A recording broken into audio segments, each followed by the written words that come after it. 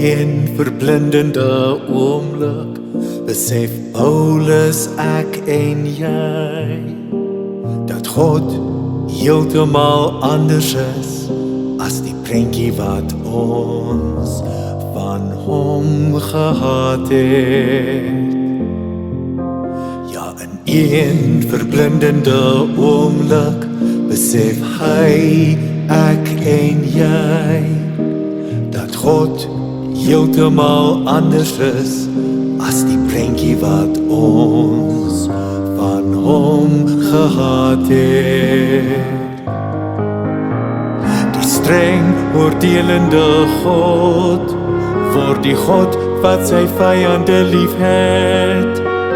Die God vir wie 'n mens werk word die God wat deur jou werk. Die God wat daar is word die God wat hier is.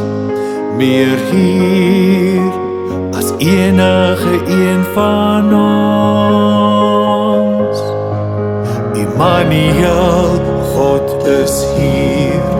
Immanuel in my hart. Immanuel waar ek stap. Immanuel.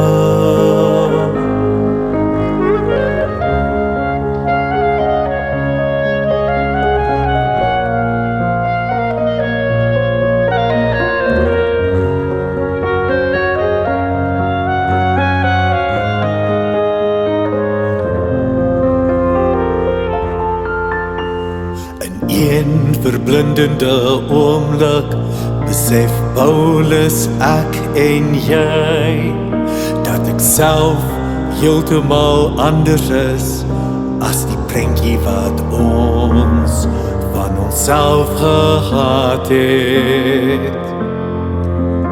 Ja, in een verblindende oomblik besef elkeen van ons dat ons self heeltemal anders is as die prentjie wat ons van onsself gehad het. Wie kaptein van my eie lewe was, word nou die een wat gegryp word. Die mag wat ek oor myself gehad het, gee ek nou aan Christus oor. Die lewe wat my onderneming was, word nou Christus se eiendom. Ja, ek is nou God se eiendom. Immanuel, God is hier. Immanuel in my hart. Immanuel waar ek stap. Immanuel, Immanuel, God is hier. Immanuel in my hart. Immanuel waar ek stap. Immanuel.